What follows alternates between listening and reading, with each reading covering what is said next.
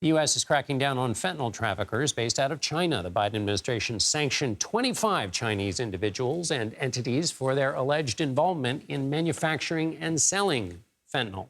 The Justice Department also indicted 8 Chinese companies and 12 executives. The fentanyl epidemic in the United States killed more than 72,000 people in 2022, according to the CDC.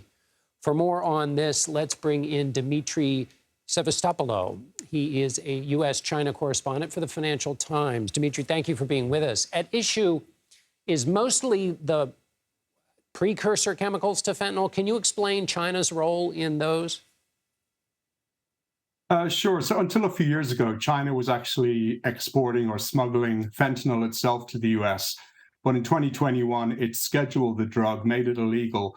And what's happened is the Chinese drug syndicates and smugglers have shifted. And now what they're doing is sending the raw materials, which are the precursor drugs or chemicals, to Mexico. And then the drug cartels in Mexico are manufacturing fentanyl there and sending it across the border into the U.S.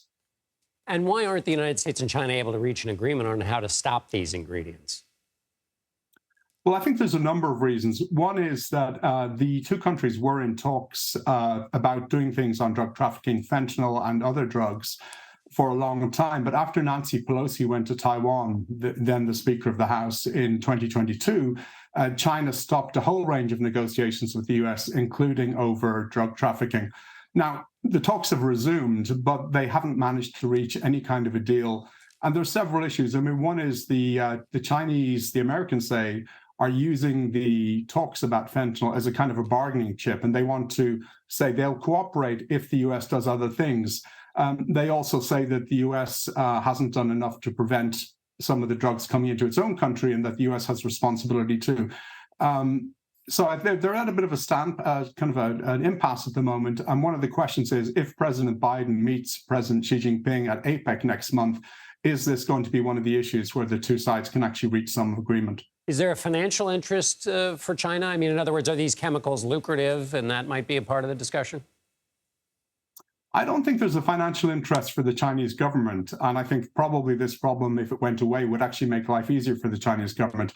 But it's very lucrative for the Chinese drug syndicates who are exporting or smuggling these chemicals to Mexico. So, that's why they're doing it. They make a lot of money out of it, and they're not going to stop until the Chinese government cracks down on them.